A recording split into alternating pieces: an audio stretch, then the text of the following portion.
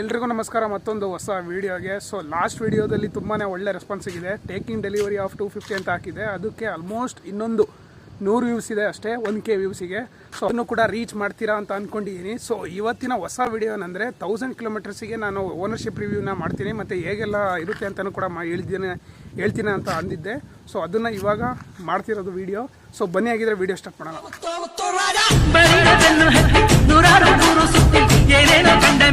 ಮೊದಲು ಹೇಳಿದ ಪ್ರಕಾರನೇ 1000 ಕಿಲೋಮೀಟರ್ಸ್ಗಿಂತ ಜಾಸ್ತಿನೇ ಹೊಡ್ತೀನಿ. ಅಂದರೆ 1538 ಕಿಲೋಮೀಟರ್ಸ್ ಹತ್ತಿರ ಗಾಡಿ ಹೊಡ್ತಿರೋದು. ಇವಾಗ ಈ ಕಂಡೀಷನಲ್ಲಿದೆ.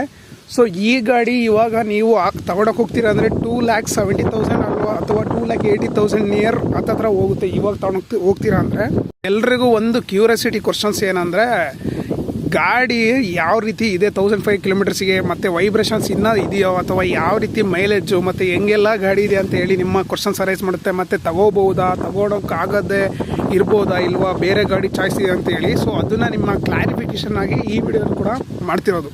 ಡೈರೆಕ್ಟ್ ಪಾಯಿಂಟಿಗೆ ಹೋಗ್ಬೇಕಂದ್ರೆ, ಇವಾಗ ನಾನು ನೋಡಿದಿರೋದು 1542.5 ಕಿಲೋಮೀಟರ್ಸ್. ಅಂದರೆ ಇವಾಗ 1500 ಕಿಲೋಮೀಟರ್ಸ್ ಅಂದಾಜಿಗೆ ಹೊಡೆದಿರೋದು. ಇಲ್ಲಿ ನಿಮಗೆ ನೋಡಿದಿರ್ಬೋದು 40 ರೇಂಜ್ ಕಿಲೋಮೀಟ್ರ್ ಕೊಡುತ್ತೆ ಅಂತ ತೋರಿಸ್ತಿದೆ. ಆದರೆ ಅಷ್ಟು ಕೊಡಲ್ಲ ಇದು.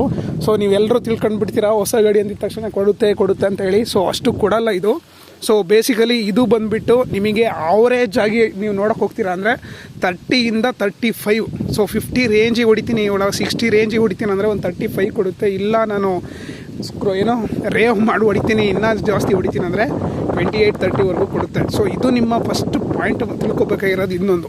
ಮತ್ತು ಇನ್ನೊಂದು ಇದರಿಂದ ಏನೋ ವೈಬ್ರೇಷನ್ ಫೀಲ್ ಆಗುತ್ತೆ ಅಂತ ಹೇಳಿ ಎಷ್ಟೊಂದು ವಿಡಿಯೋದಲ್ಲಿ ನೀವು ಕೂಡ ನೋಡಿರ್ತೀರ. ಆದರೆ ಇದುವರೆಗೂ ನನಗೆ ಯಾವುದೇ ವೈಬ್ರೇಷನ್ ಕೂಡ ಇನ್ನೂ ಫೀಲ್ ಆಗಿರೋ ಸಿಕ್ಕಿಲ್ಲ.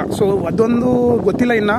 ಇನ್ನೂ ಒಂದು 2000 ಇಲ್ಲ 3000 ಕಿಲೋಮೀಟರ್ಸ್ ಓಡಿಸ್ಬೇಕಾದ್ರೆ ಗೊತ್ತಾಗುತ್ತೋ ಇಲ್ವೋ ಅಂತ ಹೇಳ್ತೀನಿ. ಅದನ್ನು ಕೂಡ ಒಂದು ವೆಯ್ಟ್ ಮಾಡ್ತೀರಿ ನೆಕ್ಸ್ಟ್ ವೀಡಿಯೋದಲ್ಲಿ. ಇನ್ನೊಂದು ಏನಂದರೆ, ಅದೇ ನಾನು ಹೇಳಿದ ಪ್ರಕಾರ ಈ ಗಾಡಿನ ಮೇಂಟೈನ್ ಮಾಡಿ ನೋಡ್ಕೊಳ್ಳೋದಾಗಲಿ, ಒರೆಸೋದಾಗಲಿ, ತೊಳೆಯೋದಾಗಲಿ ಅದು ಭಾರಿನೇ ತುಂಬ ಕಷ್ಟ.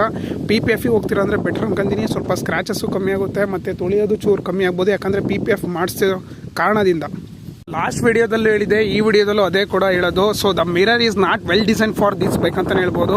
ಯಾಕಂದರೆ ಈ ಮಿರರು ಈ ಬೈಕಿಗೆ ಸೆಟ್ಟೇ ಆಗಲ್ಲ, ಮತ್ತು ಯಾವುದೇ ಬೈಕಿಗೆ ಹಾಕಿದ್ರು ಸೆಟ್ ಆಗಲ್ಲ. ಯಾಕಂದರೆ ಇದು ಅಷ್ಟು ಸ್ಟಿಫ್ ಆಗಿಲ್ಲ. ಅಂದರೆ ನಾವು ಮೇಲ್ಗಡೆ ಮಾಡ್ಕೊಳ್ಳೋಕ್ಕೆ, ಕೆಳಗಡೆ ಮಾಡ್ಕೊಳ್ಳೋಕ್ಕೆ ಒಂಥರ ಟೈಟ್ ಫೀಲ್ ಅಂತ ಆ ಥರ ಅನಿಸುತ್ತೆ. I think this is not better for this bike. Mirror ಸ್ವಲ್ಪ ಎಕ್ಸ್ಚೇಂಜ್ ಆಗಿರಬೇಕು. ಆ ಡಿಸೈನ್ ಸ್ವಲ್ಪ ಅಷ್ಟೊಂದು ಚೆನ್ನಾಗಿಲ್ಲ. ಇನ್ನು ಈ ಕಂಡೀಷನ್ ನೋಡಿ ಹೋಗ್ತೀರಂದರೆ ನಿಮಗೆ ಡಿಸ್ಅಡ್ವಾಂಟೇಜ್ ಅಂತ ಫೀಲ್ ಆಗೋದು ಇದೊಂದು ಸೈಲೆನ್ಸರು. ಯಾಕಂದರೆ ನೀವು ಇಲ್ಲೇ ನೋಡ್ತಿರ್ಬೋದು, ಅಲ್ಲೇ ಫುಲ್ಲು ಊಸ್ಟಾಗಿರೋ ಥರ ಕಾಣ್ತಿದೆ. ಅಂದರೆ ಅದು ಆಲ್ಮೋಸ್ಟ್ ಎಲ್ಲ ಗಾಡಿಯಲ್ಲೂ ಅಷ್ಟೇ. ಅದನ್ನು ಹೋಗ್ಸೋಕ್ಕೆ ಬೇರೆಯೇ ಏನೇನೋ ಯೂಸ್ ಮಾಡ್ಬೋದು.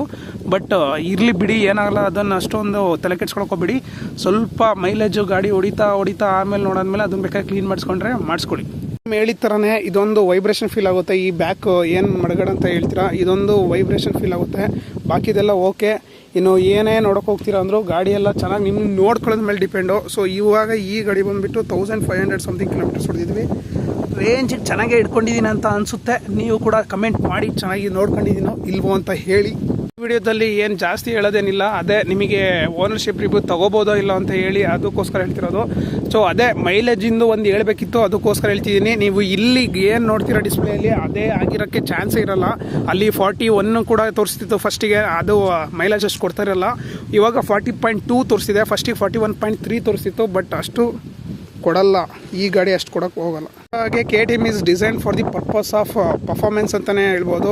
ನೀವು ಮೈಲೇಜೆಲ್ಲ ಎಕ್ಸ್ಪೆಕ್ಟೇಷನ್ ಜಾಸ್ತಿ ಇಟ್ಕೊಳ್ದಲೆ ಗಾಡಿ ಫೀಲ್ ಆಗೋಕ್ಕೆ ಮತ್ತು ಗಾಡಿ ಹೊಡಿಯೋಕ್ಕೆ ತೊಗೊತೀರ ಅಂದರೆ ಈ ಗಾಡಿ ಹೋಗಿ ಇನ್ನೂ ತಿರ್ಗಿ ಹೇಳ್ತೀನಿ. ಇಲ್ಲ ಬೇಡ ಅಂದರೆ ಇರೋದು ಕೂಡ ಹೊಸ ಗಾಡಿ ಬಂದುಬಿಟ್ಟಿದೆ ಇವಾಗ 250 ಆರ್ದು, ಅದು ಕೂಡ ಹೋಗ್ಬೋದು. ಇಲ್ಲಾಂದರೆ MT ಹೋಗಿ, ಇಲ್ಲಾಂದರೆ ಯಮಹಾದಲ್ಲಿ ಆಗಿರ್ಬೋದು, ಇಲ್ಲ ಬಜಾಜಲ್ಲಿ NS ಆಗಿರ್ಬೋದು. ಆ ಥರ ಗಾಡಿಗಳಿಗೂ ನೀವು ಹೋಗೋ ಚಾನ್ಸಸ್ ಬೇಜಾನೇ ಇದೆ. ಅದು ನಿಮ್ಮ ಮೇಲೆ ಡಿಪೆಂಡ್ ಆಗುತ್ತೆ, ಯಾವ್ದು ತೊಗೊತೀರೋ ಆ ಗಾಡಿ ಇದ್ಮೇಲೆ. ಗಾಡಿಗೆ ನಾವು ಸರ್ವಿಸ್ ಮಾಡಿಸಿರೋದು ಒಂದೇ ಸರ್ವಿಸು, ಫಸ್ಟ್ ಸರ್ವಿಸ್ ಆಗಿದೆ. ಫಸ್ಟ್ ಸರ್ವಿಸಿಗೆ ಅರೌಂಡ್ 1000 ಹಾಕ್ಕೊಂಬಿಡಿ. ಯಾಕಂದರೆ ಇದು ವಾಷಿಂಗ್ ಆಗಿರ್ಬೋದು ಎಲ್ಲ ಸೇರಿಸಿ 1000 ಹತ್ತಿರ ಆಗಿದೆ. ಸೆಕೆಂಡ್ ಸರ್ವಿಸು ಮತ್ತು ಥರ್ಡ್ ಸರ್ವಿಸಿಗೆ ಎಷ್ಟೆಲ್ಲ ಆಗುತ್ತೆ ಅಂತ ಹೇಳಿ ಮತ್ತೆ ನೆಕ್ಸ್ಟ್ ವೀಡಿಯೋದಲ್ಲಿ ನಿಮಗೆ ತಿಳಿಸ್ತಾ ಹೋಗ್ತೀನಿ. ಇದು ಇವಾಗಿನ ಸರ್ವಿಸ್ ಕಾಸ್ಟು ಮತ್ತು ಓನರ್ಶಿಪ್ ರಿವ್ಯೂ ಆಗಿರ್ಬೋದು. 1500 ಕಿಲೋಮೀಟರ್ಸಿಗೆ ಎಷ್ಟು ಓಡಿಸಿದ್ದೀನಿ ಅದ್ರದ್ದು ರಿವ್ಯೂ ಆಗಿರ್ಬೋದು. ಮತ್ತು ಗಾಡಿ ಇನ್ನೂ ಯಾವ ಥರ ಎಲ್ಲ ಫೀಲ್ ಆಗುತ್ತೆ ಅಂತ ಹೇಳಿ ಈ ವಿಡಿಯೋ ಮಾಡ್ತಿರೋದು. ಐ ಥಿಂಕ್ ಈ ವಿಡಿಯೋದಿಂದ ನಿಮಗೆ ಸ್ವಲ್ಪ ಇನ್ಫಾರ್ಮೇಷನ್ ಗೊತ್ತಾಗಿರುತ್ತೆ ಅಂತ ಅಂದ್ಕೊತೀನಿ. ಸೊ ಮುಂದಿನ ವೀಡಿಯೋದಲ್ಲಿ ನಿಮಗೆ ಈ ಗಾಡಿಯ ಏನೇ ಇನ್ಫಾರ್ಮೇಷನ್ ಬೇಕಂದ್ರೂ ಸ್ವಲ್ಪ ಕಮೆಂಟಲ್ಲಿ ತಿಳಿಸ್ಬಿಡಿ ಏನೇನು ಬೇಕು ಅಂತೇಳಿ. ಸೊ ನೀವು ಮೈಲೇಜ್ ಮತ್ತು ಕಿಲೋಮೀಟರ್ಸ್ ಕೊಡುತ್ತೆ ಅಂತಲೇ ಹೇಳ್ತಿರ್ಬೇಡಿ. ಸೊ ಬೇರೆ ಕ್ವಶನ್ಸು ಕೇಳಿ, ನಾನು ಅದಕ್ಕೆ ಆನ್ಸರ್ ಮಾಡ್ತಾ ಹೋಗ್ತೀನಿ. ಸೊ ಇಷ್ಟು ನನಗೆ ಗೊತ್ತಿರೋ ಹಾಗೆ ಓನರ್ಶಿಪ್ ರಿವ್ಯೂನ ನಾನು ಜಾಸ್ತಿ ಎಲ್ಲ ವೀಡಿಯೋನ ಲೆಂತಿಯಾಗಿ ಮಾಡೋಕ್ಕೋಗಿಲ್ಲ. ಯಾಕಂದರೆ ನಿಮ್ಮ ಎಲ್ರಿಗೂ ಒಂದೇ ಕ್ವಶನ್ ರೈಸ್ ಆಗೋದು, ಬ್ರೋ ಮೈಲೇಜ್ ಎಷ್ಟು ಅಂತೇಳಿ. ಲಾಸ್ಟ್ ವೀಡಿಯೋದಲ್ಲೂ ಅಷ್ಟೇ ಎಲ್ಲರೂ ಕೂಡ ಮೈಲೇಜ್ ಎಷ್ಟು ಕೊಡುತ್ತೆ, 100ರಲ್ಲಿ ಓಡಿಸಿದ್ರೆ ಎಷ್ಟು ಕೊಡುತ್ತೆ ಅಂತ ಹೇಳಿ. ಸೊ ಅದು ಡಿಪೆಂಡ್ ಆಗುತ್ತೆ. ಇನ್ನು ಹೊಸ ಗಾಡಿದಲ್ಲಿ ಎಷ್ಟೆಷ್ಟಾಗುತ್ತೆ ಅಂತ ಹೇಳಿದಾಗಿತ್ತು ಇವತ್ತಿನ ವೀಡಿಯೋ ಇಷ್ಟ ಆಗಿದ್ದರೆ ಫಾಲೋ ಮಾಡ್ಕೊಳ್ಳೋದು ಮಾತ್ರ ಮರಿಬೇಡಿ. ಮತ್ತು ಮುಂದಿನ ವೀಡಿಯೋದಲ್ಲಿ ಸಿಗ್ತೀನಿ. ಸೊ ಅಲ್ಲಿವರೆಗೂ ಅಕೌಂಟ್ನ ಫಾಲೋ ಮಾಡ್ಕೊಳ್ಳಿ ಮತ್ತು ಸಬ್ಸ್ಕ್ರೈಬ್ ಮಾಡೋದನ್ನು ಮರಿಬೇಡಿ ಅಂತ ಹೇಳ್ತಾ, ಜೈ ಕರ್ನಾಟಕ.